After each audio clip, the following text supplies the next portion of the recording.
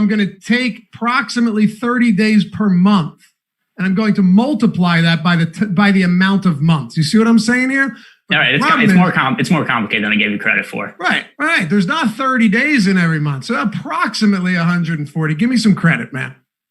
Anyway, we're back. We've got only 2 games, but I think we've had ample time to prepare for both of these, being that nothing else was going on. We had a few scrimmages. We've had a few players that were in and now are out. We've had a couple that were expected out and now are in, but that'll start up later in the week. But more than anything, for a 2-game slate, there actually is or were a good amount of moving parts that it looks like we've gotten clarification or clarity on all of them. And it also appears that Anthony Davis in this 9 p.m. game against the Clippers will be suiting up tonight. Yeah, and I mean, I think we kind of expect that for a lot of these slates coming up, especially with all the COVID situation and whatnot. There's going to be guys that possibly test positive. There's going to be guys who might have to leave the bubble, like we saw with Patrick Beverley and Montrezl Harrell. So there's going to be a lot of news, even if there isn't all the teams playing and there are some short slates. This is very critical perspective of me, but I can't help but wonder how many of these players do you think have, spontaneous family emergencies just so they can get out of that bubble for a week? I wouldn't blame them at all, but I can't say it hasn't crossed my mind. Yeah, I don't know about that, but this is kind of in the same vein, but a different angle. Think during the season how often we've seen guys scratch for illnesses or just guys that aren't able to play because flu-like symptoms or whatever. Now, what are the implications of that going to be, and how much freak out is there going to be every time a guy gets scratched because of an illness? Because this is something we saw like almost daily during the NBA season. Now it seems to have like a different feeling or implication around it. No question. I'll say the one benefit, though, that'll probably mitigate the concern is if you're getting legitimate flu-like symptoms in August, it's probably the coronavirus. In saying that if this was going on in January and February and December, and you had flu-like symptoms, you don't know what it is. You could have a variety of different ailments because it's that time of year. I think in a case like this, you come down with something like that, we're pretty certain that you've got what we think you've got. But here's the good thing. Ever since the players were originally tested, 4 tested positive before, and this was a lot of, I think, needed to be explained better, because people thought when these 4 players coming into the bubble test positive that they were already in Gen Pop. They weren't. It was a 4-day quarantine or 48-hour quarantine. Since then, not a single player or personnel or coach has tested positive. And they've been in there since July 7th, some of them a little bit later, but we're going on 3 weeks that they've been in this bubble. So far, so good. I'd say it's working. Yeah, for sure. And I mean, in theory, as long as nobody leaves the bubble, as long as nobody does anything, stupid or crazy, they should be good. So, hopefully none of these players do anything really dumb, and it seems like it should work. My guy, Don Embiid, my status says, get ready for Embiid out with gastroenteritis. I know it's happening. And it really saddens me. He better play, but we're not here for that. We're here to talk 2 other games. Utah versus New Orleans. I'm used to saying but that's not the case. All of them in Orlando. Clippers versus the LA Lakers. That would have been a home game for each. Anyway, we'll kick it off with the Utah Jazz and the New Orleans Pelicans. And for anybody in chat that's with us today, feel free to shoot us some questions. Happy to answer them. That in a sense, it's new to all of us. With them, this is an unprecedented situation. It's new to all of us, but we should be able to get a decent enough grasp on what we're seeing. And it's going to take, look, here's the truth. It's going to take a game or so. I'd say 1 game at least from every team or most teams to get a better understanding of how things are going to work, especially the teams that are sitting pretty like the Lakers and the Milwaukee Bucks that don't really have much use for these seeding games. So the Utah Jazz and New Orleans Pelicans kick off the restart for these seeding games. Pelicans 2.5-point favorites. Now this opened as a 1-point line back a month ago or so when the lines came out. It's moved to 2.5 points. And I always, Greg, I always look to see if anything's moved when somebody like Zion Williamson, one day potentially maybe to be a star player, is questionable to play. he's a true game time decision, it seems like. The line still hasn't moved. And very often you will see movement on the line before, peasants like myself and you get any information on whether that's accurate or not. So far, so good. I'm going to assume he's playing, but I'm a little less confident now that he's going to get 35 minutes like I was last week. Yeah, I mean, we've been talking about these two games for like 2 weeks now or something like that. And that was kind of our mindset at the start of it was, hey, if Zion shows up, he goes through quarantine and that's not an issue. We just kind of assumed he was going to play. There wasn't going to be any kind of minutes restriction.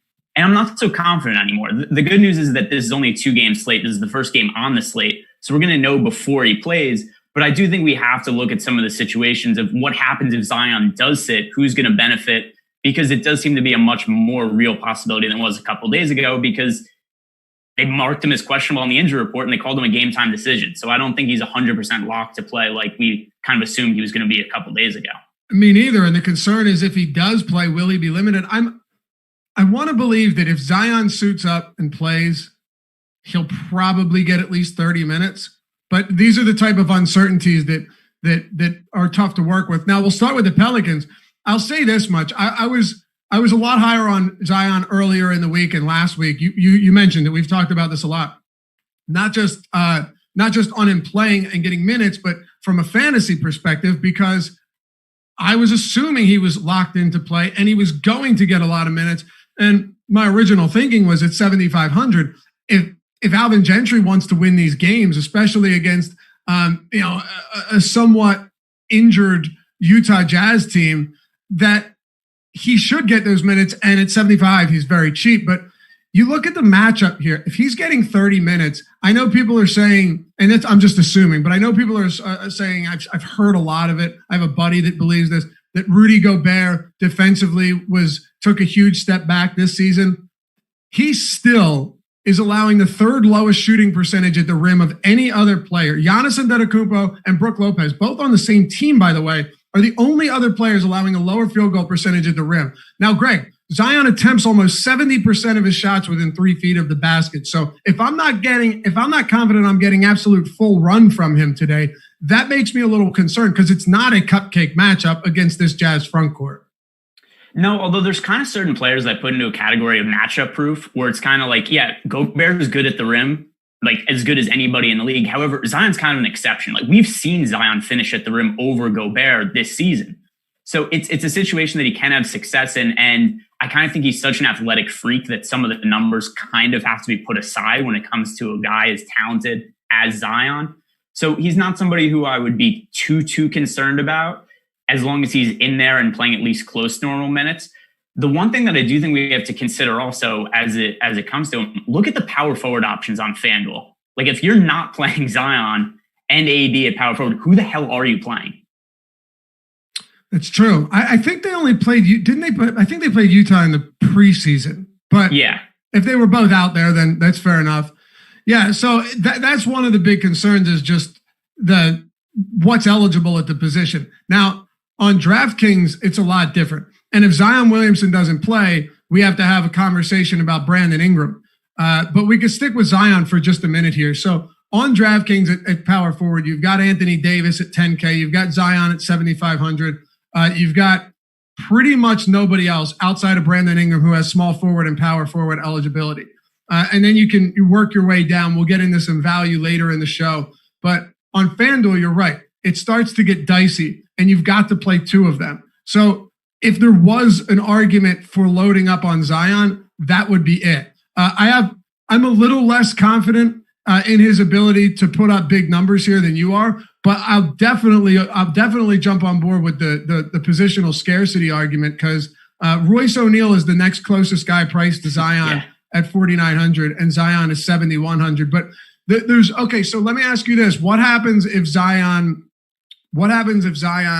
Alvin Gentry's like, yeah, he's going to play 26 to 28 minutes tonight? I would still be down with him. I mean, if we look at his production, the other thing also is when he plays limited minutes, we saw this with him earlier in the year, he just goes really hard in those spurts. So it's not necessarily a terrible thing if he's playing like 26 to 28. Like if it's like 22 minutes, then it starts to become a red flag. But I think if he's playing 26 minutes, we could expect a little bit better per minute production than we were getting from him if he plays 32 minutes. So he'd still be in play for me at 26 minutes. He wouldn't be like a core play or somebody to be locking in or anything like that. But I still think he'd be viable on DraftKings in that amount of playing time. Okay. Yeah, he's a solid per minute guy. He's not really much of a peripheral stats guy, though, and outside of rebounds. That's, one thing. Assist rate around 12%. He's averaging like 1.3 stocks per game, steals plus blocks for anyone questioning him. I was about to get that answer, I'm sure, in 19 games. But he is very likely to go out there and rack up a lot of points, 30% usage rate on the season. But Zion is the guy.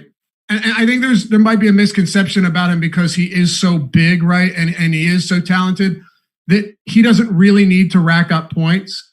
That's not really true, right? In 30 minutes per game, he averaged 7 rebounds and 2 assists. Like, all right, that's fine. But he's not a particularly dominant rebounder, at least not what you would expect. So you're going to need a good amount of scoring from Zion to get what you want from him tonight. Yeah, for sure. This is projecting a little bit, and also maybe just because I like Zion so much. But his steal and block numbers did start to go up before the shutdown, and his block numbers were really good in college. So I do think there's upside there for steals and blocks. Like, we look at some of the last few games he played, a steal and 2 blocks against the Heat, 4 steals and a block against the Timberwolves, a pair of steals against Cleveland. So there is potential there that I think we could see more defensive stats from in the future and going forward. But that's a little speculative just because we haven't seen it consistently from him to this point. Sure. And just to play devil's advocate here, because on a 2-game slate, I've said it on every show when we do short slates. You guys that have been watching these shows for a while know this. It's important to cover every single angle because on bigger slates, maybe you miss something, but it's not as important because you can find the same thing in other games. On these slates, you kind of have to find everything. So, Greg, I'm going to try and have us hit on everything here. And one thing that I don't want to ignore is that over the final month of the season, before that March 11th shutdown, the Utah Jazz were playing at the second slowest pace in the league, which is always something I'm not particularly fond of. The Pelicans playing at the second fastest pace in the league over that span. So there's a great disparity in here of how many possessions you should expect to see from these teams per 48 minutes. Now you throw them together, it's going to benefit Utah greatly, and it's going to take away from the Pelicans a little. 2-game slate, probably not a huge deal. Probably just something if you're sitting on the fence between 2 players, that might be able to sway you. But the positive here is over that month, the Utah Jazz saw their defensive rating drop to the 8th lowest in the league, and they did struggle a little bit defensively heading into this shutdown in the month leading up to it. Yeah, so there's a couple of things that I want to touch on. That first of all is, the matchup going up against the Jazz, they're a really slow-paced team. But look at the other game. We have Clippers and Lakers, who are 2 of the best defensive teams in the league. So there's still just such limited options that overall, I don't think this necessarily sets up as a terrible spot for the Pelicans relative to some of what we're seeing in Lakers Clippers. What else do we have here? Let's assume for now that Zion is playing. Well, if he doesn't play, though, we'll get this out of the way because I think one of them is the most important. Derek Favors, 0.91 DraftKings points per minute with Zion on the floor, 1.11 with him off the floor. You're going to see better overall numbers from Favors. I'll give him around 25 minutes as we usually get, maybe a little less. But what about Brandon Ingram, a guy who, when Zion first came back, it looked like Brandon Ingram was just going to get written off. His usage plummeted, his per minute production plummeted. But I just pulled it up again today because I don't remember these things 5 months later. It was pretty close with Zion on the floor to what it was off the floor. Per minute production was almost identical. Yeah, and the usage wasn't really that much different either. For Ingram, 28.3% usage rating for the season, 28.7% with Zion off the court. I think there was a little bit of quick judgment made just because Ingram really struggled for the first 5 or 6 games alongside Zion. So I think we just kind of formed our opinion there and just said okay, Ingram takes a really big hit when Zion's back. And then that proved to kind of not be the case over the next stretch of games. But just because of what our initial opinion was, that's kind of where we stuck our flag and be okay, Ingram isn't the same with Zion. not really the case. He still gets a bump without Zion, and that goes for other guys also. Drew Holiday, 24.9% usage rating for the season, 26% usage rating with Zion off the court. So there are some guys here that get usage bumps, but there's not one player that's all of a sudden like, oh, this guy just crushes when Zion's off the court. No, there isn't. And I think you're right about us kind of throwing out a lot of hyperbole when Zion returned and being very dramatic about what it's going to do to Ingram. I thought it would affect him too. But one of the reasons too, I think Gentry was like, listen, dude, you're playing 18, 20 minutes per game. Go out there and get up as many shots as you can. Now, if he's going to play 30 plus minutes, they're going to spread it out a little bit more. So I think that's another reason too. So the minutes that Ingram was on with Zion was taking control. I think his first couple of games, he had a 39% usage rate. So that's not sustainable. What's up? And it was that situation too where I kind of talked about it before, is if you only get limited minutes of Zion, he's just going balls to the wall for like 22 minutes. And so that's why I think that like if he was to play 26 minutes instead of 32, it wouldn't be a death sentence for him just because he could go a little bit harder in those minutes. Yep.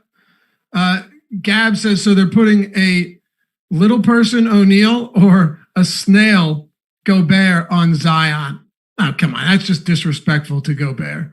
But yeah, they're not. I highly doubt. It is an interesting question to pose though, because Bogdanovich is kind of a lankier one. There's no way he was dealing with Zion though. So I think you have to put Gobert on him. And where do you put Favors? Where do you put Favors though? Okay, so you've got Rudy Gobert, right? And then you've got, we don't have a starting lineup yet, right? Do we have any idea what it's actually going to be? For the Jazz? Yeah. We don't have any confirmation, right?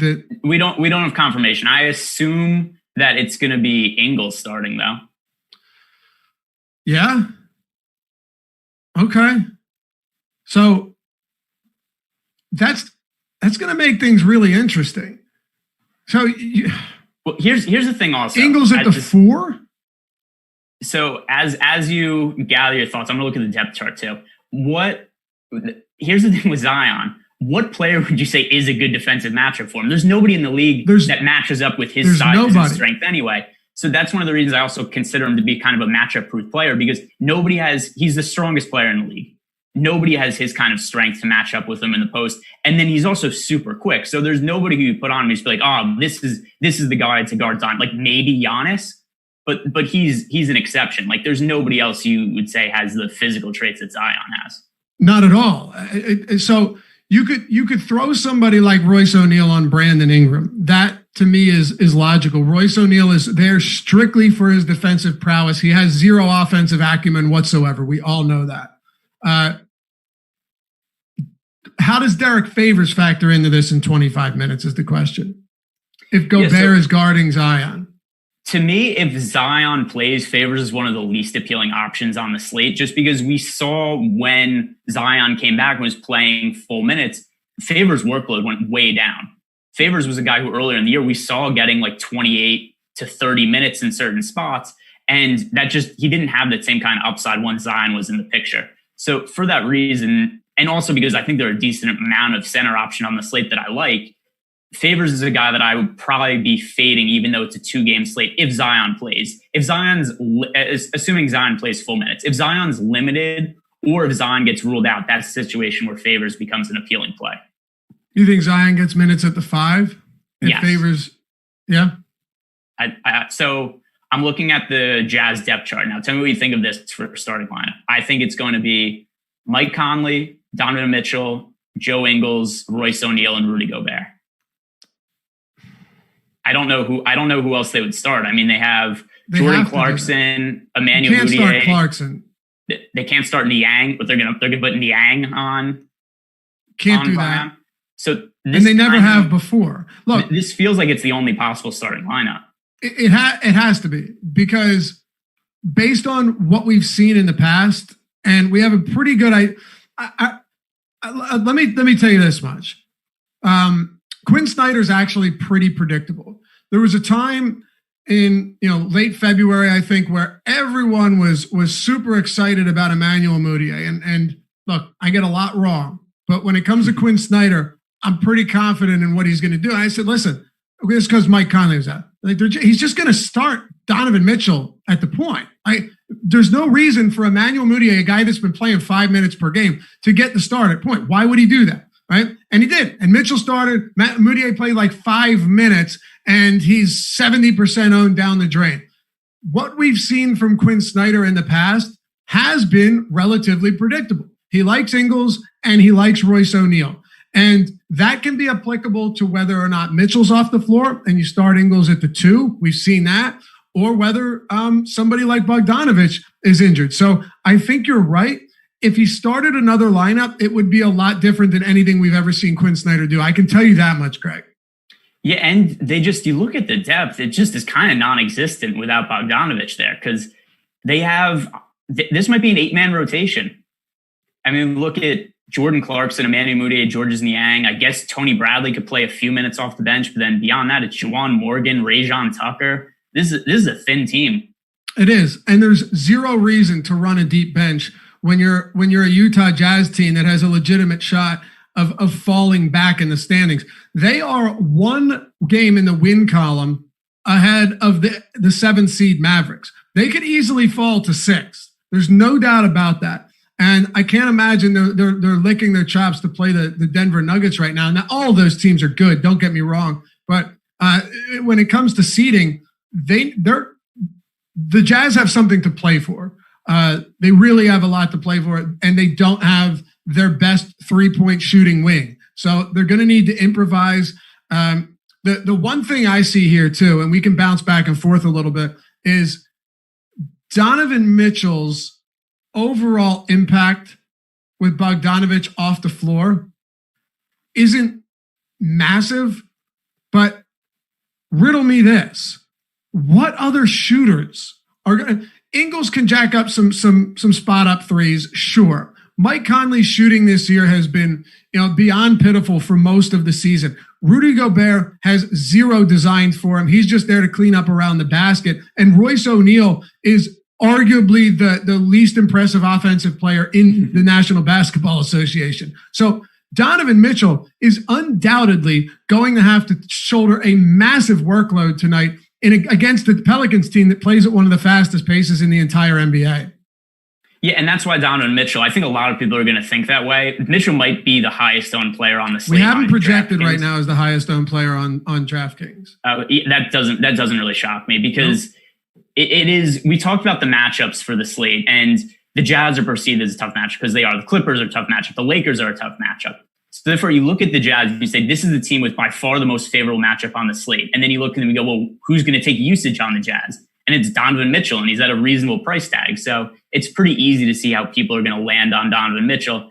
And you can't really fault him on this 2-game slate. Like, he's a very good play. And I don't really think he's somebody I'd be like, oh, I'm going to fade him because of ownership or anything like that.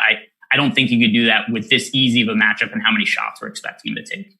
Look, if he's projected at 59% on DraftKings, I'll get 80%. I know it sounds insane, but it's a 2-game slate. And what would be a detractor from playing him tonight outside of ownership? What would be a deterrent from playing Donovan Mitchell? Unfortunately, because I'd love to find one, Greg, I can't find one. He's going to play 35 minutes, right? I'd be shocked if he didn't. He doesn't have Bogdanovich, so you're going to need another player that is willing to shoot, and they don't have that guy. And it's against the Pels team. Defensively, they're less than stellar, and they play at an elevated pace. Repeating myself here, but just to go through the laundry list of positives in Mitchell's corner today, it's going to be really tough. And to kind of ice the cake, he's $7,000 on DraftKings. He's $72 on FanDuel. Salaries came out after Bogdanovich went down, and I don't know. It just seems like he's too discounted here, even though he's got a relatively low floor. So I think we're both on the same page. I like Mitchell also. I think then the discussion is, if you're making a lot of lineups and you're playing 80% Mitchell, who are you playing instead of him in those 20% of lineups? Who's the pivot? And to me, I think that there's reason to roster Jordan Clarkson in lineups that don't have Donovan Mitchell. Just because if you're looking at that roster, you're saying who's going to take up usage when Donovan Mitchell isn't shooting. And you've Jordan Clarkson is kind of, like a wild card off the bench who we saw have some big scoring games and we know he's not afraid to shoot.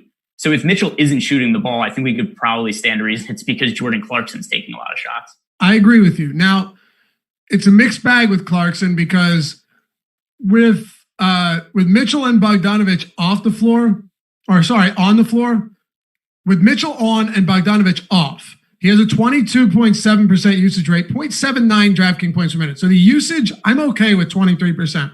Per minute production, less than stellar, but a lot of that is because he's a guy that relies entirely on scoring. 26% and 1.03 DraftKings points per minute just without Bogdanovich.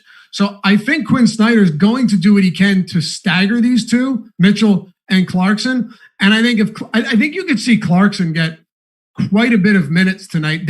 Speaking to your point, they need the minutes. I don't know how, and Clarkson's going to be pretty popular, by the way, so keep that in mind. But they need the minutes from a shooter, and they don't have anyone else. Emmanuel Mudiay is not your guy. Who else on this team other than Mitchell and Clarkson can create their own shot? If they get the not washed version of Mike Conley, who might not exist anymore. Yeah, that's it.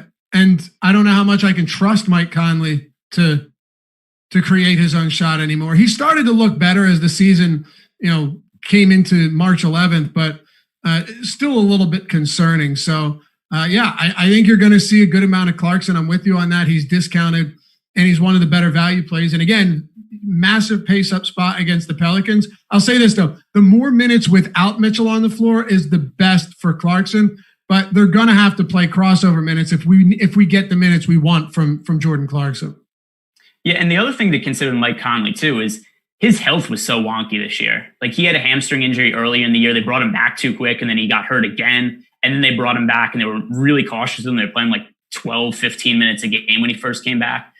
So to me, I don't really know what Mike Conley has left. I feel like he's washed, except I'm not totally sold that he is. And then also, if we look on FanDuel, the point guard options are so thin that he kind of becomes a chalk play just by necessity. That's kind of the thing with this whole Utah team. They're all going to be chalk. And I think as much as we'd love to get away from it, it's really difficult. Mike Conley this season, here's something that concerned me a little bit. 7 pick and roll possessions per game this year. I really like seeing point guards, particularly ones that have the ball in their hand, operate more out of the pick and roll, give themselves more opportunity to score, more opportunity to get assists. He just wasn't nearly as involved as you'd like to see. And maybe some of that was the injury. Maybe some of that was the struggles. I know Snyder has kind of been leery to give him extended minutes at some point. But from Mitchell to Conley to Clarkson, whether you like these guys or not, you're forced into considering them. And I think in many lineups, you're going to be forced into playing them. But look, as lousy as Conley has been at times, as low of a floor as we've seen from Mitchell, there's a couple things. And if you want to close out the Jazz after this, go ahead, Greg. There's a couple things that benefit us here. They're not overpriced for this matchup whatsoever. They're down one of their starting 5 players that plays 35 minutes per game and has a relatively high usage rate. And they're going to need scoring injected into this offense. So they're not overpriced. They have a great matchup, and they're missing somebody. And at those prices, I'm willing to eat that ownership because I do think there's real opportunity for all of them to have the ball in their hands enough to make an impact. Yeah, and just to add one site-specific play, just because power forward's so thin on FanDuel with Zion Williamson, Anthony Davis, and then just whoever else is going to get minutes that's available there, Royce O'Neal is not a terrible option at power forward on FanDuel, just because let's say that Anthony Davis or Zion Williamson bust tonight. It's not out of the realm of possibility. If that happens, somebody else is going to land in the optimal lineup as a cheap power forward. And Royce O'Neal is somebody who maybe he ends up playing 30 plus minutes because Bogdanovich is not there anymore. And for that reason, I think Royce O'Neal is a viable play, but I would only roster him on FanDuel. Okay. Evan Roth says 6'2" for Conley is too much, isn't it? Here's my thing. Snyder's going to need to shift some of these guards to the forward spots without Bogdanovich, right? So I think it gives you a couple extra minutes for Conley and a few extra minutes for Clarkson. We've seen him do it before. He's not positionless basketball. It's 2020. These coaches are more than willing to move players around.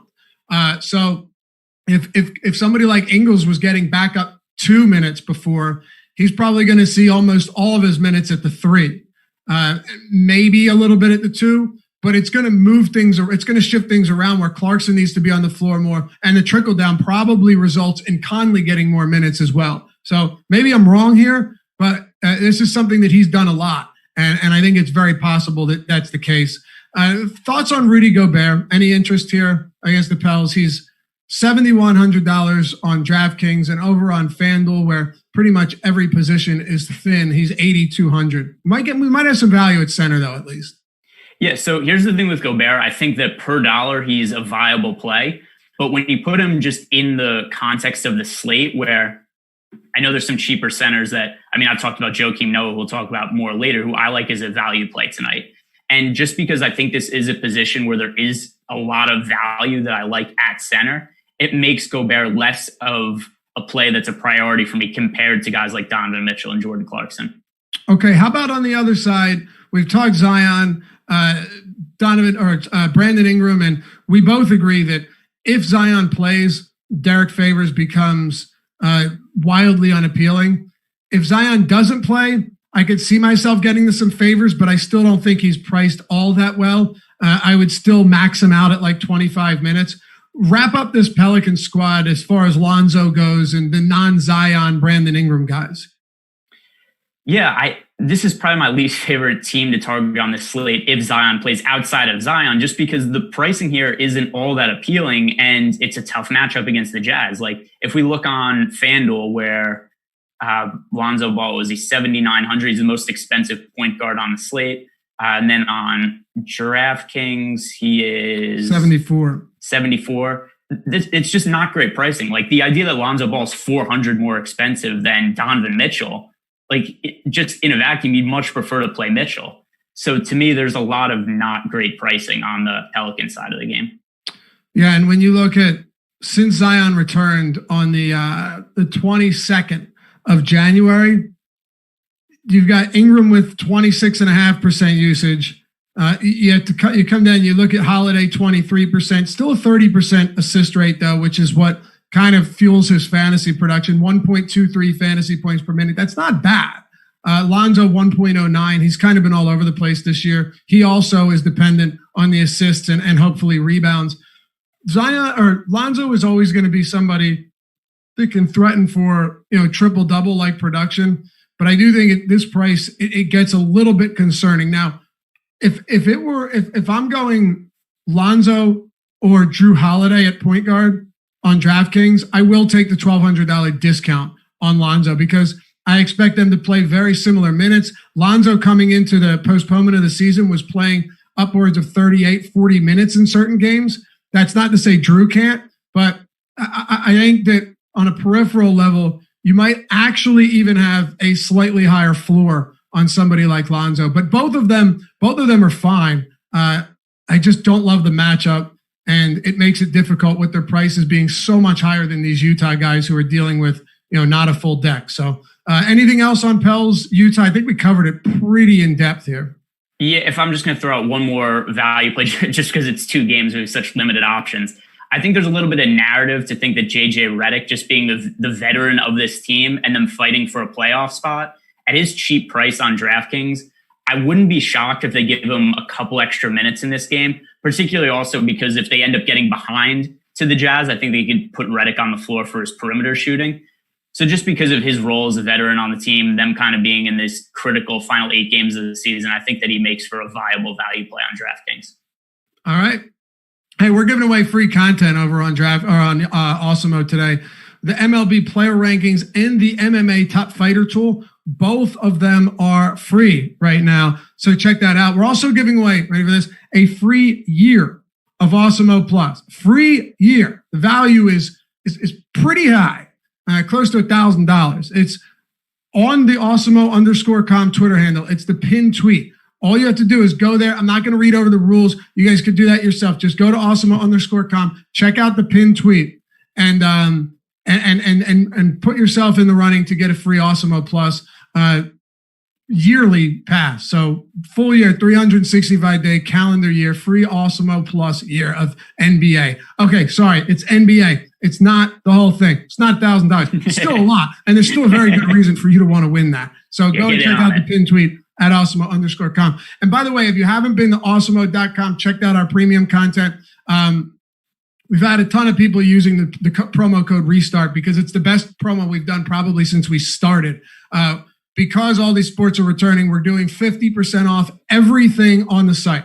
50% off everything, right? From MMA to PJ to NBA to MLB to you name it.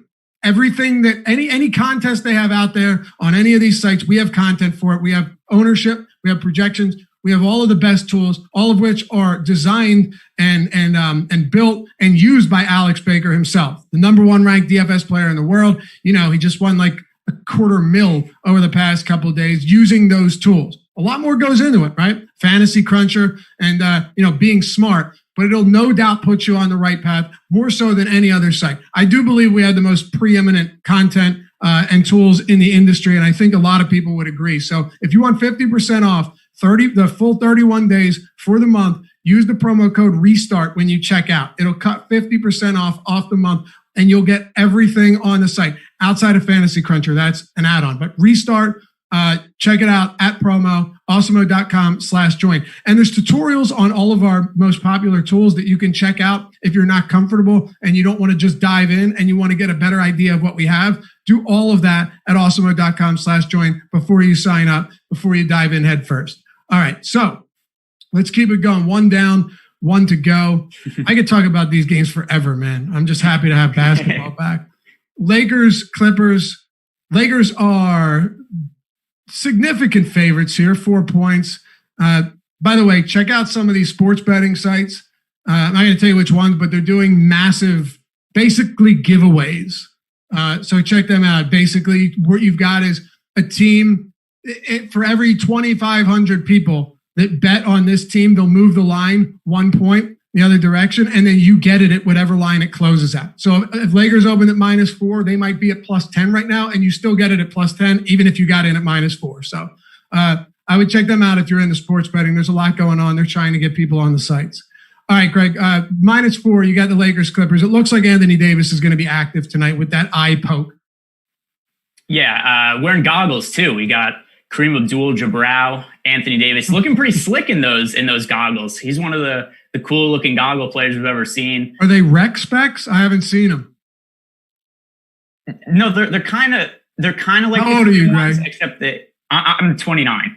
Oh, so you should know what rec specs are. Yeah, no, right? I know what rec specs are. Okay, they're not. You look confused. No, they don't have. I'm trying to explain them. I'm trying to think. They're like rec specs, but without the band. Ooh. So they just have like the regular glass thing, but they stay on his head somehow. I don't know. They're pretty sharp looking. I don't know. For all we know, Anthony Davis, he's going to poke in the eye wearing the goggles anyway. But they don't look that bad. It looks like they don't. It looks like he's in chemistry class. They're not that bad actually. Okay, cool. Actually, there's a side-by-side of him and Kareem Abdul-Jabbar. That's pretty funny. It actually looks pretty similar. That's funny. All right, well, let's dive into this game then. We've got the Lakers who lost Rajon Rondo to the hand. Was it the hand? No. The hand was earlier, right? In the year. What's he got? The thumb. The thumb. That's a hand, right? Yeah, that's a hand. It's on his hand. And then you had, who was it? Avery Bradley opted out. Guys that aren't exactly, I wouldn't say they're pertinent here. The biggest thing was whether or not Anthony Davis is going to play. Kyle Kuzma had that ankle injury. It looks like he is going to play. Kentavious Caldwell-Pope, he's going to play. So while there were a lot of moving parts and a lot of uncertainty, it looks like things are starting to come into focus as we get closer to lock. Yeah, kind of. I mean, there's still some questions about the Lakers guard rotation. I don't think it's totally clear who's going to take some of those shooting guard minutes because Avery Bradley was playing about 25 minutes per game. He was starting for a little bit, so there is playing time to fill. We know they've brought in Dion Waiters, they brought in J.R. Smith. We haven't seen either of them in a Lakers uniform yet, so it's a little up in the air in terms of where those minutes are going to go. That's worth a talking point. with Rondo out, we have Alex Caruso is going to be the backup point guard now for the Lakers. And on DraftKings, I wouldn't touch him. But on FanDuel, I kind of think he's an interesting contrarian play just because the point guard options are so thin that if there's a situation where Mike Conley and Lonzo Ball both have bad games, then you have Alex Caruso at near min price with low ownership, who maybe he steps into like 18 fantasy points and then he allows you a roster build that you pay up for LeBron, you pay up for Anthony Davis, you pay up for Kawhi, and you just kind of have a different build than other people that works out just because I think it's possible that some of the expensive point guards might not work out. Does that make sense? It does. It does make sense. I was reading chat that Ankur, who's been in chat with us all the time, just mentioned avocado eye. I totally forgot about the Andre Drummond Mexico City. It was like a year ago. Yeah, and we all knew it. We all knew, just like Lou Williams wasn't just getting chicken wings, that the Andre Drummond didn't just eat an avocado, if you know what I mean. Did you hear that all the chicken wings at Magic City are sold out for the next like couple weeks? Oh, this must have been so good for them. They responded to me on Twitter. Oh, yeah, absolutely. Oh, wow. Herman Cain died. Holy shit. Oh, sorry.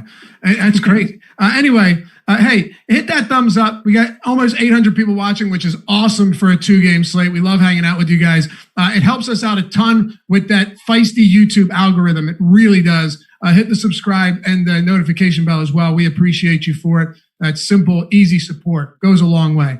All right, so we're Anthony Davis in the front court rotation.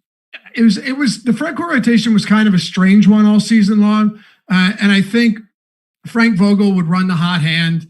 At times, it was JaVale McGee getting the minutes. Then it was Dwight Howard. Then it was like neither of them, and then you have Markieff Morris, who heading into this break was actually seeing around 15 minutes per game, more in some cases. Would you feel confident saying we're going to get another 15 minutes from Marcus Morris today? And is he going to get run at the 5? Or sorry, Markieff Morris? So I don't know that I would consider Markieff Morris in this spot, at least for fantasy, because even in 15 minutes, I don't want to play him. Oh, okay. I'm trying to figure the rotation out.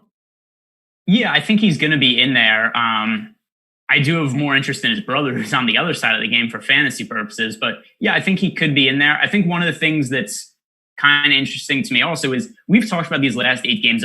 They're an experimental period. The Lakers ran so many big lineups this year, in part because Anthony Davis was kind of opposed to playing center, and they just didn't do it as much as they should have. If there's any time you're going to try out more lineups with Anthony Davis at center, it's right now, these final 8 games of the season. The Lakers have a 5.5 game lead over the Clippers for the number 1 seed. They're not really playing for anything important. So this is the time where you want to experiment. So I think it does make sense to play some of those lineups where you have Davis at the 4 and at Davis at the 5 and Morris at the 4.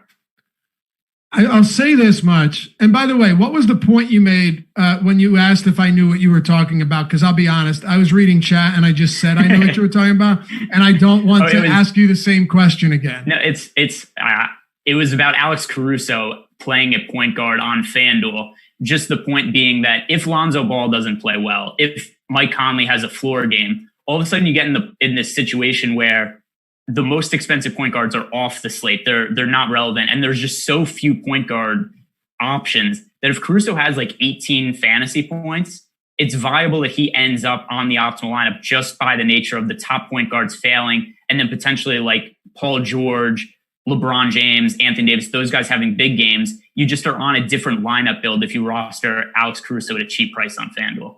Okay, now it's all coming back to me. That's a good point. And it's a perfect segue into the next point.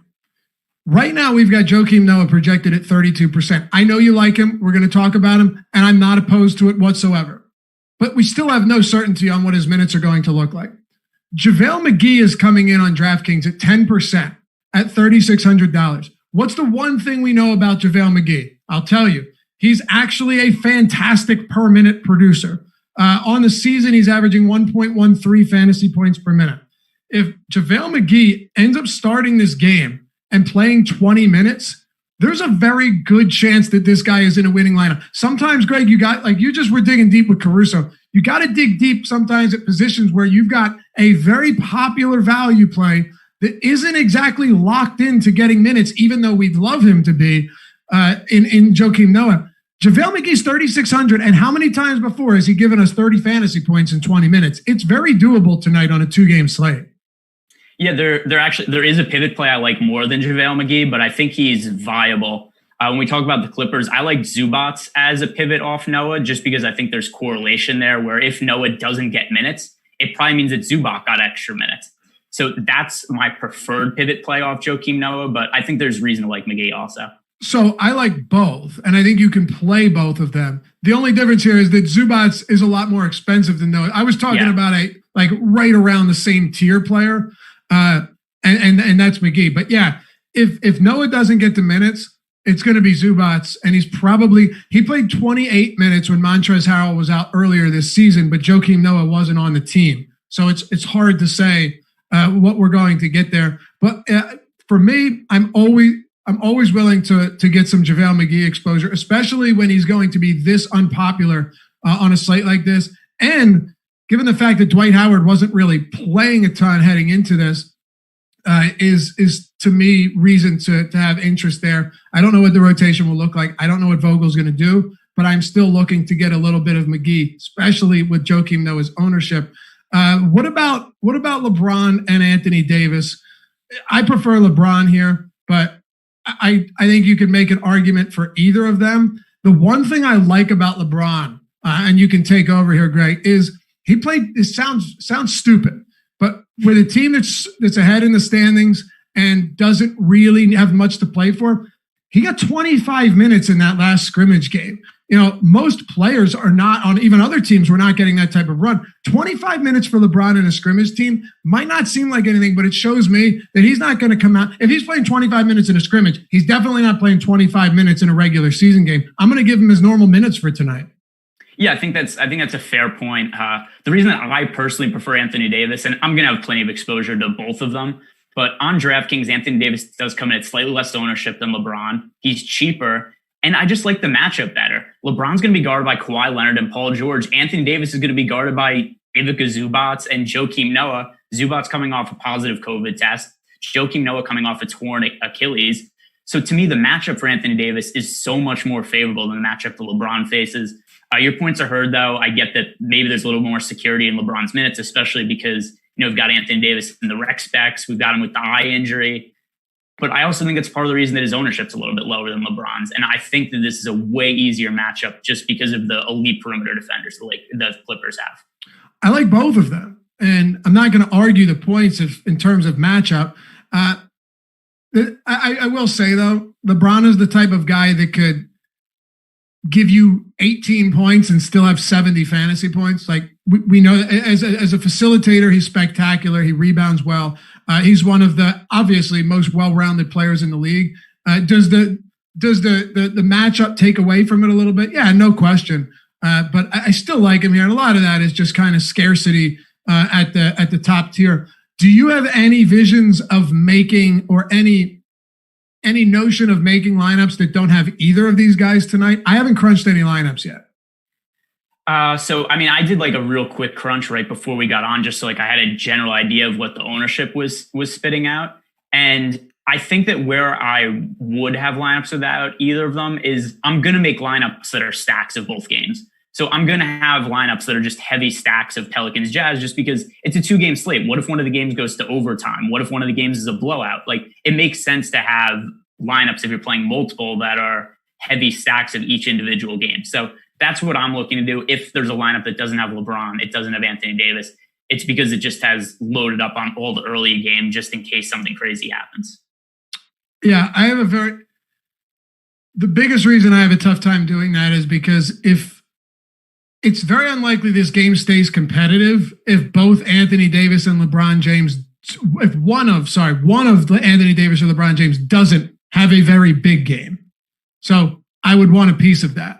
If you were to fade both of these guys, it's also possible that they both just have decent games. They both go for like 50 and you can easily fade that. But having one makes sense. I haven't thought about having both of them. I don't think on this slate it's necessary, given a lot of that mid-range value that we're going to get. But maybe, you might see it with guys like Noah and maybe McGee and Zubats giving you some decent value. Yeah, I have to look at the salary implications of rostering both of them and then what that would look for the rest of the lineup. You got about 4,900 remaining per player. If you were to throw Joakim Noah in there and let's just say JaVale McGee, then you've got about $56.50 per player for your remaining 4. It's not impossible, but it's not going to be pretty either. So here's the issue. If you roster both of them and both of them have big games, what are the odds of the Clippers staying in that game? And what would have to happen for the Clippers staying in a game where both of them go off? It would probably require Kawhi Leonard or Paul George to have a really big game. And since both of them are cheaper than LeBron by a decent amount, I would think in that situation, one of them would end up in the optimal lineup over one of LeBron or AD. Normally, I would disagree with that because the Clippers, when healthy, are so balanced and they have firepower from everywhere. What's that? I said not tonight. Not tonight. Not with Harrell out and Lou Williams out. Else, so yeah, I just don't think you're going to need to do that with James and Davis. Again, I haven't crunched lineups yet. We're going to obviously have shows later on in the day leading up to lock, live before lock as well. So we'll have everything for you. This is just your primer. Do you have anything else on the Lakers that you are liking, knowing that, maybe not the hugest news, but that Rondo and Avery Bradley are sitting this one out? I think Danny Green's viable just because he was somebody who was playing like 26 minutes per game before, and now we've got Avery Bradley out. Those minutes have to go somewhere. I'm not confident in J.R. Smith getting minutes. I'm not confident in Dion Waiters getting a bunch of minutes. So I think that Danny Green, just for a cheap price, makes for an okay value option just based on the amount of playing time I think he can get. Yeah, you look at Lakers ownership projections right now. You got LeBron at 50%. This is on DraftKings. And then you've got Anthony Davis at 42%. Danny Green's hauling in almost 30% ownership. Dwight Howard at 15%. So Danny Green getting a little bit of love today. It's 3,500. You're going to need to go cheap somewhere. And it looks like people are willing to lock in some Danny Green in their lineups. I get it. I hate 3-and-D guys for fantasy purposes because more times than not, they leave you very disappointed. He's somebody that, if he's going to be 30 to 40%, I will look to find some type of pivot or at least be under the field on him because in all seriousness, more times than not, a guy like Danny Green, even with like Avery Bradley out, they brought in reinforcements. I'm not huge on him today. He needs to knock down like 7 threes to get you close to where you need to go because he'll give you nothing in the way of auxiliary stats. Let's flip the page here to the LA Clippers. Before we do, sponsor of the show is SuperDraft.io or SuperDraft in the App Store.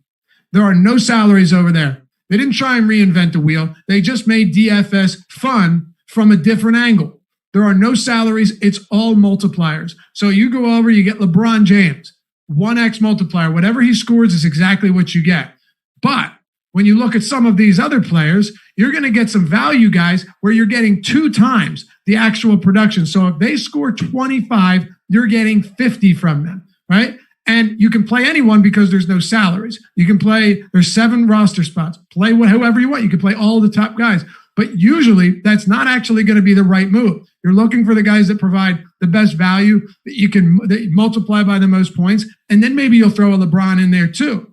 But for someone like Zubats today, you've got him weighing in at what? 1.75 for Ivica Zubac. Joakim Noah is 1.8. JaVale McGee, 1.9. So like if you were to play McGee over Noah, you actually are getting a better multiplier and he's going to be much less owned. So there's a really fun strategy there. But here's the best part. You get $10 free into your account when you use the promo code AWESEMO10, AWESEMO10, and deposit $10 or more. Or you'll get $20 if you deposit $100 or more. Use that same promo code AWESEMO10.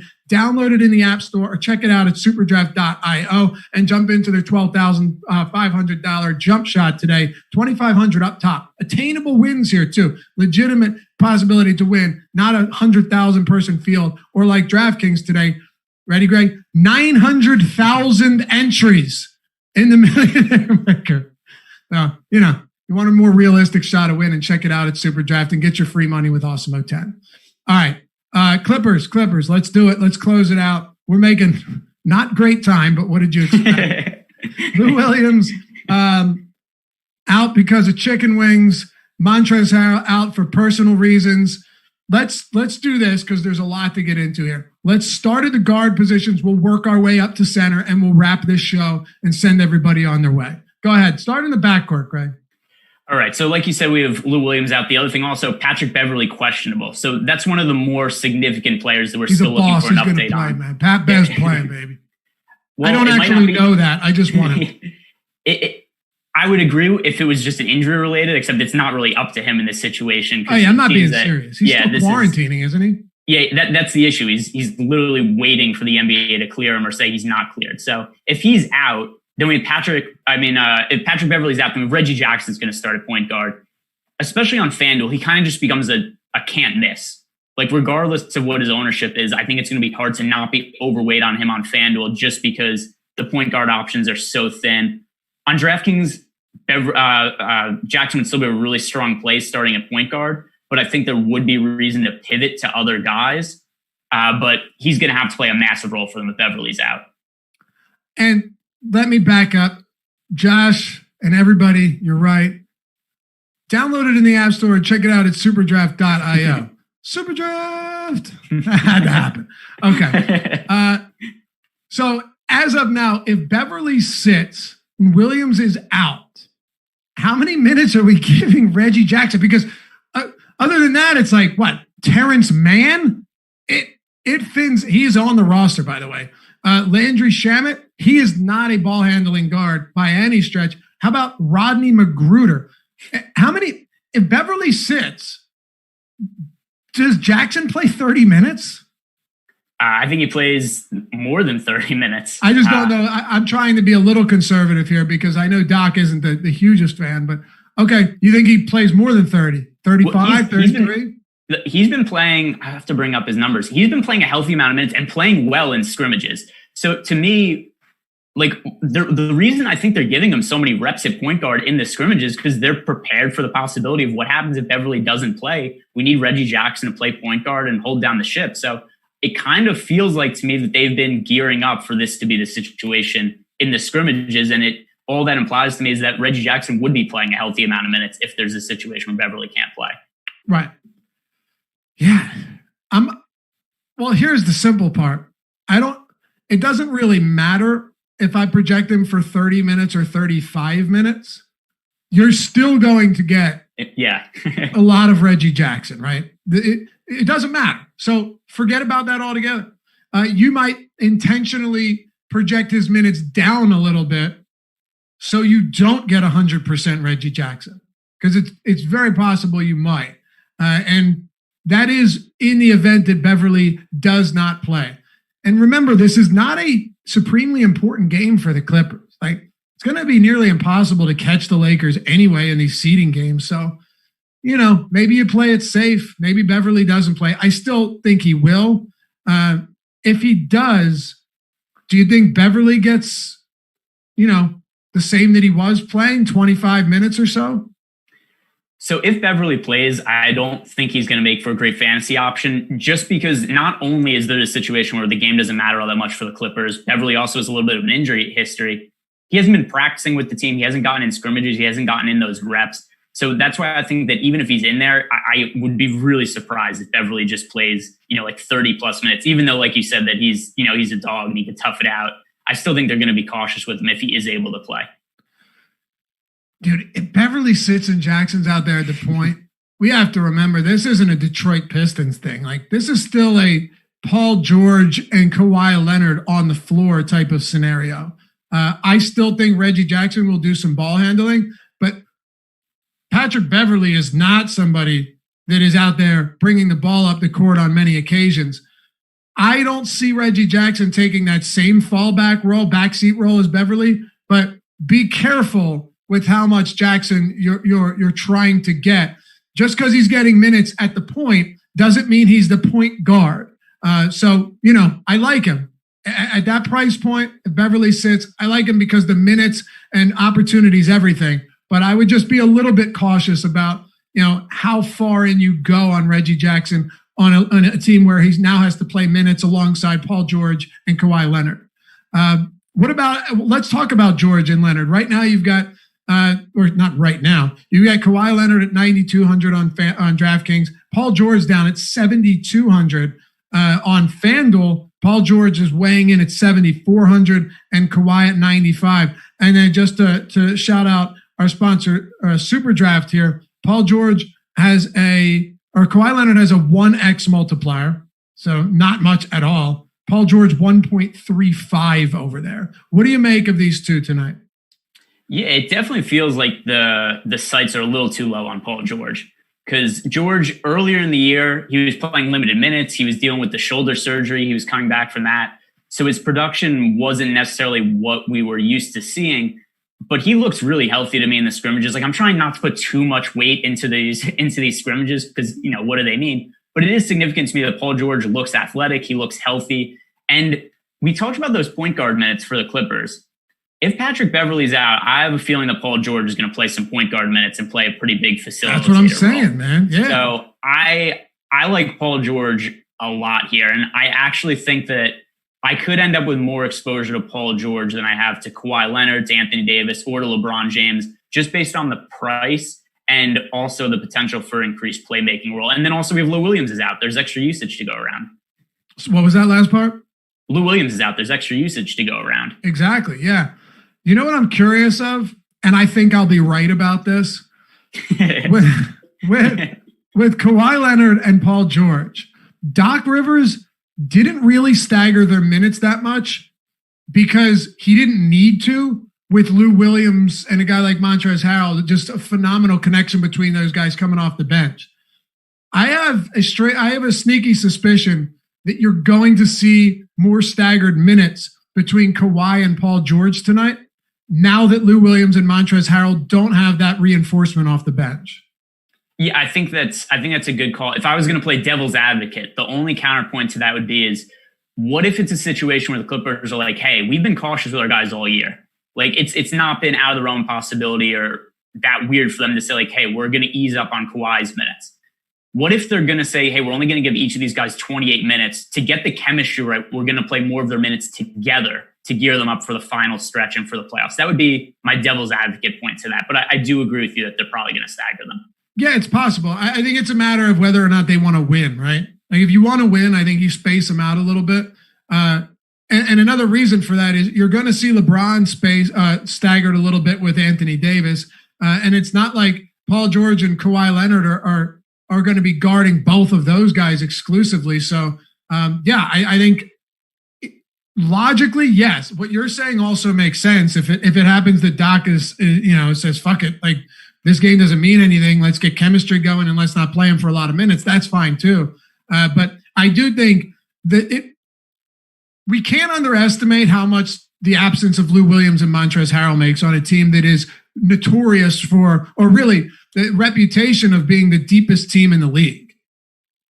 So one I'm kind of struggling with Kawhi Leonard from this standpoint is I'm not totally confident in his playing time just because of what we've seen from how the Clippers have handled him in the past. So I'm kind of afraid of being way underweight to him just because the upside is so much there with all the extra usage. But just in a vacuum, I prefer Paul George, Anthony Davis, LeBron James, all of them to Kawhi Leonard. So do you feel the same way, or do you have more confidence in Kawhi Leonard's minutes, or is it going to be a situation where you think you're fairly even on the four of them? I would rather go Paul George than Kawhi Leonard, I'll tell you that much. That's how I feel for sure. And then I also prefer LeBron James and Anthony Davis to Kawhi Leonard. Do you feel that way also, or do you feel differently? No, well, one thing about me, Greg, is very seldom do I play Kawhi Leonard. Okay. I think his price point is fair, but early in the season, before George got healthy, Kawhi Leonard was pacing exponentially better stats than he's ever had in his career. It was insane, right? His usage was close to 40%. Assist rate was at an all-time high or a career high. Rebounds, you name it. But it's a lot different now. No Lou Williams. It affects them, and it should help everybody. And no Harrell should affect everybody because those guys will all play together. But I still see this being a spot where Leonard gives you, 45 or so fantasy points and plays 29, 30 minutes. I think we're on the same page there. So, I would rather go all three of those guys above Kawhi Leonard I think he simply enough, he shouldn't be $2,000 more than Paul George. That's the easiest way to put it. Yeah, totally agree. And the same goes with the multiplier on SuperDraft, where there's no reason that Kawhi Leonard should be like a 1x and then Paul George is 1.3x, just because the gap between their two productions for the year isn't that different. If you take Lou Williams off the court for the season, Kawhi Leonard per 36 minutes, it doesn't really impact his output that much. 53.19 DK fantasy points per 36 minutes with Lou Williams on the court, and then with him off 53.67. So you're only looking at, half a fantasy point more, whereas Paul George over the course of 36 minutes is scoring about 4 more DK fantasy points per 36 minutes. So I think that he benefits more from Lou Williams being out. I think that goes back to what I was thinking before, is that he's probably going to play some point guard minutes. He's going to play more of a facilitator role. He's going to have the ball in his hands more because they need somebody to fill that role if Lou Williams not there. I'm with you. Let's wrap it up here. Excuse me. In the front court. Well, quick yes or no. And if it's a yes, you can elaborate. You can expand on it. You said you do have interest in Marcus Morris? Yes. And it's because of the just lack of options at power forward. Okay. What about the center position? This is where we'll close the show, and it's a perfect place to do it because I have a pretty good feeling that the winning lineups will be contingent upon what you do with this Clippers front court tonight. First up, are you willing on a 2-game slate? And I would normally never be even asking this question. Are you willing on a 2-game slate to roster Ivica Zubac and Joakim Noah in some spots? Usually I would go in the cruncher and I would set up a group to play only one of them. I haven't decided on whether or not I'm going to do that yet, because at their salaries, if one plays 28 minutes and the other plays 20, they might still get you there. What are you thinking? Yeah, it's tough. I am going to right now, and this is still early in the day, I haven't really put too much thought into it, but I'm going to say that right now I'm probably not going to roster them together on DraftKings. Obviously on FanDuel, it's an easy decision because they're both center. Yeah, just DraftKings. On DraftKings, I'm going to say I'm probably not going to, just because I don't think they're going to play any minutes together. I think that they're definitely negatively correlated. But I do think that most of my lineups, I want to have either Zubac or Noah in them. Okay. And I don't know if it's the right call or the wrong call on either of our sides, but it is a decision you're going to have to make. Normally it'd be a super easy decision, but you could have a scenario where they both play 24 minutes. That's a spot where you really want Joakim Noah. If it's 28 or 27 and 21, is Noah good enough to make that happen? I know he's coming off that injury, but one thing that's easy to forget about Noah is he's actually a very good per minute player, Greg. Last season with Memphis, he played 42 games. He averaged 16 and a half minutes per game. If you look at his per 36 production, he averaged, 1.2 fantasy points per minute, man. Yeah, I mean, remember there was that stretch of Noah last year where he wasn't even playing like big minutes for Memphis. Like they were playing like 18 minutes and he was scoring 30 plus fantasy points every day. It was so annoying too, because he was like super chalk at 4,400. And I was looking at him like, there's no way I could reject Joakim Noah to be a good value at like 16 minutes at like 4,500. And he would just be like 40% owned and score like 35 DraftKings points anyway. I know. So I understand that he's coming off the torn Achilles, but still he's 3,100. If he just gets 20 minutes, it's hard to see him having a bad fantasy game. So to me, he's my favorite cheap value play on the slate, and we're going to have to see what happens with ownership with him. But I kind of think like if the 30% ownership he's projected for right now, that's not that ridiculous for how well I think he could play. It's not. And one thing about Joakim Noah that should appeal to everybody is sometimes big men don't really have much abilities. Joakim Noah is a good shot blocker. He is a good enough rebounder. And don't forget, Joakim Noah is a good passer as well. This man is triple-double before on assists. So I don't think that's going to happen. But no. But can he go out there and give you – think about this line. If I said this to you, you wouldn't be surprised at all. Joakim Noah in 21 minutes goes 6 points, 8 rebounds, 2 blocks, and 2 assists. No, not the greatest line, but at 3,100. So what's that? That's what I say, 6 plus 8, 14, 15, 16. 20. That's like 25 fantasy points around that. Yeah, well, listen to one of his last lines with Memphis. 17 minutes, 12 points, 8 rebounds, 5 assists, 2 blocks. I know. 32 fantasy points. So it's not like I'm trying to be realistic here, though. I don't want to go insane. No, it's hard for me to not be way overweight on the field on Noah at his current projected ownership. That's my stance on it right now, is that if this holds true into lock, I'm going to be way higher than I'm on the field. Okay. Last thing I'll say on this with Zubats, if you've watched Clippers basketball this year, or you've just paid attention to NBA, you know that Doc Rivers is very much willing to let him run when he gets started early.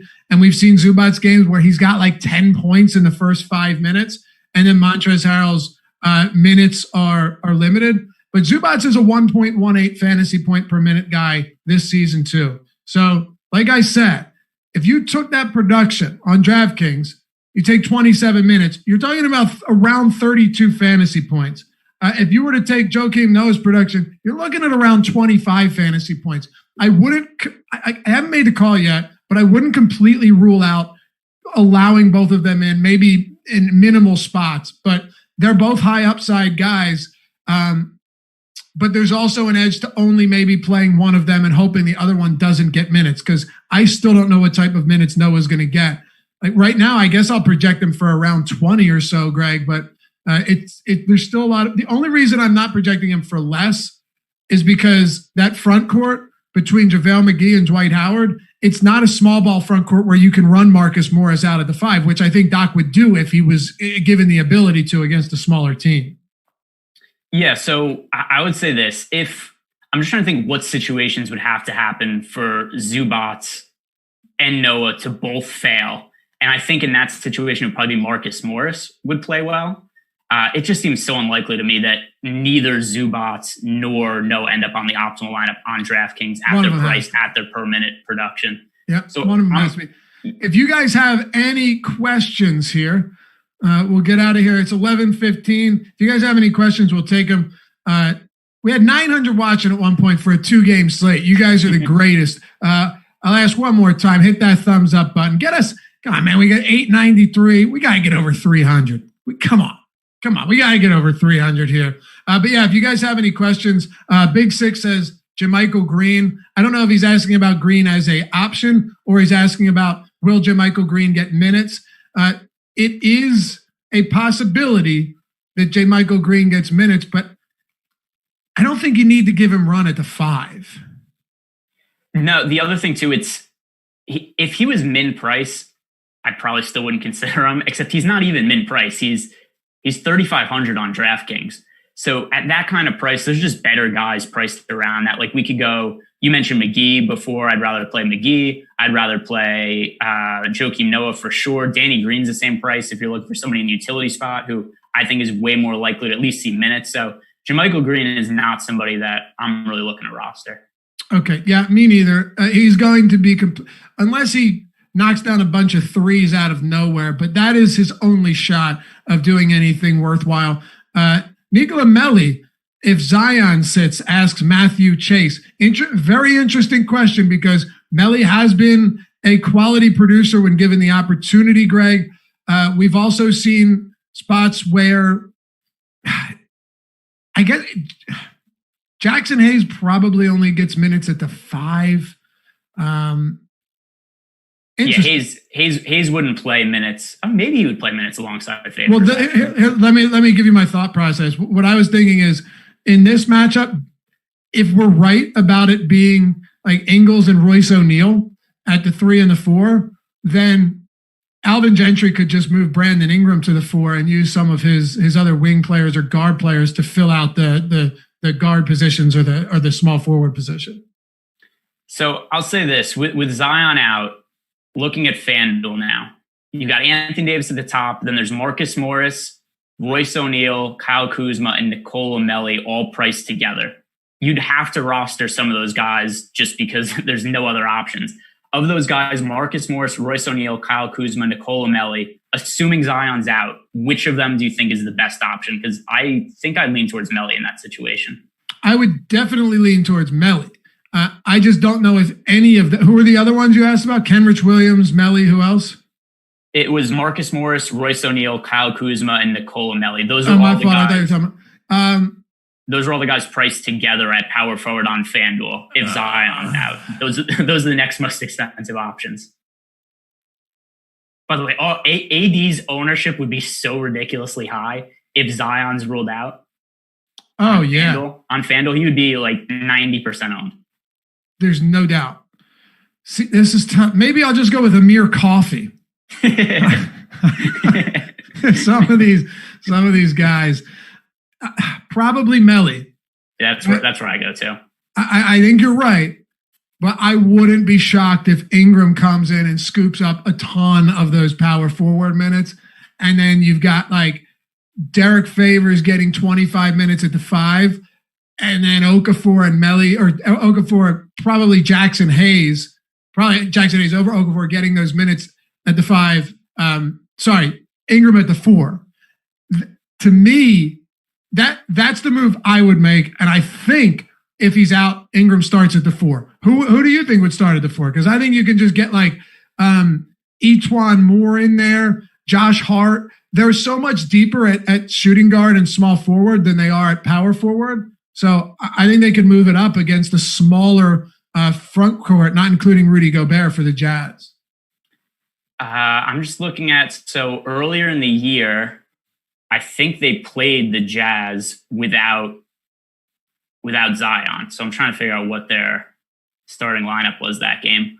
I think they started Favors at the center with Ingram at the 4, but I don't 100% remember. Well, that's stuff we can, with Ingram at the 4, you said? I think that's what they did. I don't know why they wouldn't. Like, Ingram was already starting at the 4 before Zion played. So that's my guess. Maybe I'm wrong, but I would say take caution. Proceed with caution with somebody like Melli. Mike Campbell, Dave, are you taking us to PGA Lock at noon? No, we're almost done. Guys, we're excited. We haven't talked about basketball in months. We're having fun. And we're holding viewership, right? It's not dropping. So we'll take some questions, man. Hopefully they help everybody. Benzo Goated, Fade LBJ and AD. We talked about that. I asked Greg and we discussed whether or not that would be the case. And I think it's pretty likely that we've got one of those guys in most lineups. Yeah, the only way I wouldn't do it is if I'm just stacking the early game and just hoping for overtime. Or else I think you kind of need to have one of LeBron or AD in a GPP lineup. Can you touch on Niang? Won't take long. I mean, I don't really think there's that much to say. The situation where he becomes viable is if Anthony Davis and like Zion Williamson both bust, and then there's just like a cheap power forward that doesn't suck. But or else I don't think Niang's a good play. Okay. Mateus asks, would you fit in Dwight Howard if that could get PG, AD, and LeBron? I'm not particularly stoked about having AD, LeBron, and Dwight Howard in the same lineup. What about you? What's the price on Dwight Howard? He's 3,600, 32. So he's cheap. He's down there with a little bit lower than McGee. I got to be honest, that's not a bad pivot play off Joakim Noah at about the same price because Dwight Howard is a really good per minute fantasy producer this year. The minutes are always a little wonky, but still, I mean, coming back, like let's say that they do their normal thing and they give like Dwight Howard his 20 minutes, they give JaVale McGee his 20 minutes.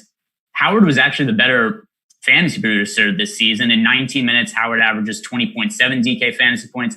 McGee, 17 minutes per game, 18.5. So I think there's reason to like Dwight Howard at such a cheap price. Sure. Yeah. I have no issues with him. I just don't know if the objective is to get AD and LeBron into the same lineup just so you can get Dwight Howard, or Dwight Howard just so you can get those two in, is what I mean. But yeah, look, I think the Lakers center rotation is going to be a key part of what happens on this slate. All right, we'll take one or two more. Sorry for holding you so long, Greg. This is what happens when you do shows with me. I don't know. I don't have anything better to do. Joe, thanks for the super chat, brother. Mitchell, Gobert, Clarkson, and maybe some Conley will be top options. How do you look? I guess it was top owned options. How do you look at the other Jazz players who don't offer much offense and have some defensive upside? Dude, it's ugly once you get past those guys, Greg. I know you mentioned Royce O'Neal on FanDuel, but I'm not really sure there's anything else. No, and also these aren't even guys that I expect to have big fantasy games. When I mentioned like Royce O'Neal, it's just a positional scarcity argument. It's if you look at power forward on FanDuel, like I mentioned before, we have AD, Zion, Williamson. Both of them are going to be massively popular on FanDuel.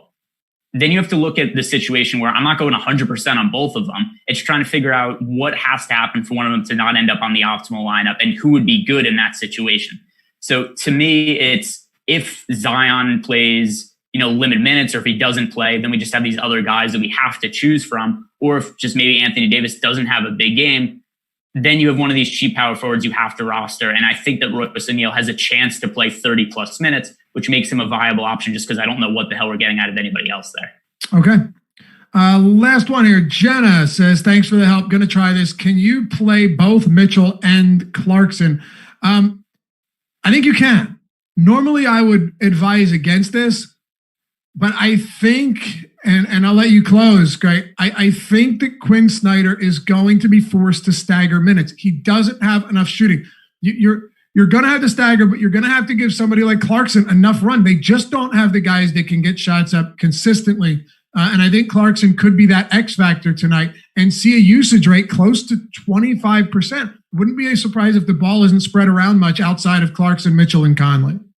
No, especially when we consider the matchup and just the pricing on them. If they were more expensive, then I wouldn't want to do it. But we've got Mitchell 7,000, and then we've got Jordan Clarkson in the low 4,000 range. And it's also a positive matchup. Like we've talked about how difficult the spots are for the other teams. The other defenses are the Jazz, the Lakers, the Clippers. So by far, the Jazz have the easiest matchup on the slate going up against the Pelicans. So for that reason, I think it makes sense to have a lot of exposure to both Mitchell and Clarkson. And I definitely think it's within the realm of possibility that both of them have a big game tonight. All right. Final thoughts before we get out of here. And let me say thanks to our guy, Jordan Klein, producing the show, doing a good job. As always, Greg, final thoughts. Lead us out. Boy, I'll close it. Don't worry. I'm trying to think if there's anything I haven't said already that I have an opinion on. Because I feel like we've really covered everything. Yeah, we have. Yeah, I'm going to say nothing else. I literally think I've hit on every single player that's going to get minutes tonight. Yeah, you're right. Go back. Yeah, I shouldn't be asking you anything after an hour and a half on a 2-game slate, but here we are. Anyway, thanks to you guys. As always, thanks for the super chats and all the questions. Best of luck today. We will be back with you tomorrow on the Strategy Show. Not me. I'm going away for the weekend. I'll be back on Monday. But we've got a ton of people covering these shows, doing a great job with both basketball and baseball. We'll see you back here. And if you haven't subscribed yet or hit that notification bell, do it, because we're going to have content coming all day, every day, leading up till, I don't know, forever. Thanks for watching. This has been the NBA Strategy Show presented by SuperDraft.